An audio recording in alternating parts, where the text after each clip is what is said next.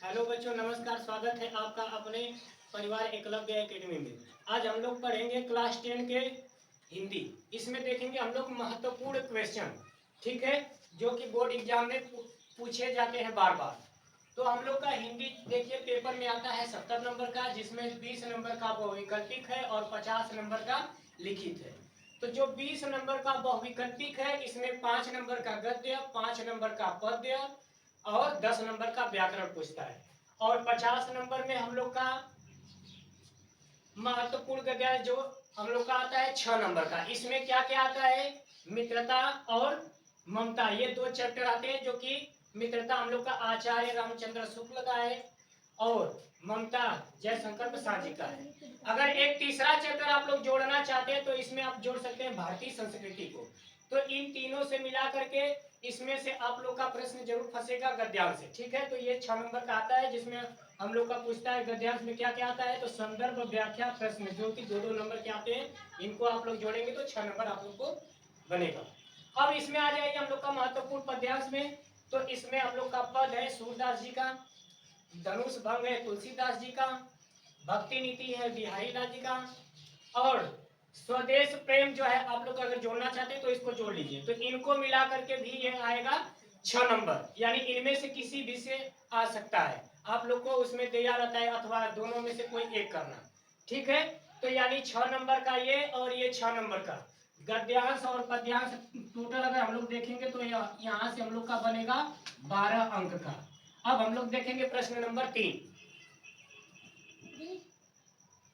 चलिए अब हम लोग देखते हैं प्रश्न नंबर 3, जिसमें हम लोग का है संस्कृत गद्य और पद्य। इससे दोनों से मिला करके हम लोग का आता है 10 नंबर का। तो देखिए गद्य और पद्य कौन कौन से चैप्टर हैं। इसमें है वाराणसी, दूसरा वीर वीर पूज्यते, फिर इसके बाद तीसरा हम लोग का प्रबुद्धो ग्रामीण, फिर इसके बाद चौथा है हम लोग का भारतीय संस्कृति। यानी इन चारों चैप्टर को मिला लेंगे हम लोग तो गद्य पद्य का भी काम हो जाएगा। इसके साथ साथ प्रश्न उत्तर का भी 2 नंबर का, फिर इसके बाद श्लोक भी 2 नंबर का आता है। वही श्लोक हम लोग को लिखना है जो प्रश्न पत्र में न आया हो, ठीक है। यानी इनको हम लोग जोड़ेंगे तो 14 अंक मिल जाएगा। वो भी कितने चैप्टर में? 4 चैप्टर, मात्र 4 चैप्टर से आप लोग को 14 अंक। आइए हम लोग देखते हैं चौथा। इसमें आता है हम लोग का जीवन परिचय, ठीक है। लेखक का आता है और कवि का, जिसमें लेखक भी 5 नंबर का, कवि का भी 5 नंबर का। तो लेखक में हम लोग का आचार्य रामचंद्र शुक्ल, फिर इसके बाद डॉक्टर राजेंद्र प्रसाद, फिर हम लोग का है जयशंकर प्रसाद, और कवि में तुलसीदास जी, सूरदास जी, इसके बाद महादेवी वर्मा और सुमित्रानंद पंत। यानी इनको भी मिला लेंगे तो हम लोग का 5 + 5 यानी 10 नंबर का काम बनेगा, ठीक है। यहाँ से हम लोग का 10 नंबर का, इधर से हम लोग का 14 नंबर का। अब हम लोग देखेंगे आगे प्रश्न नंबर 5। हाँ, अब हम लोग देखेंगे प्रश्न नंबर 5, जिसमें हम लोग का है पत्र लेखन। ये आता है 4 नंबर का। तो इसमें ज्यादातर आता है गंदगी की समस्या पर, या बिजली का समस्या, ठीक है, या मुक्ति शुल्क मुक्ति, ठीक है।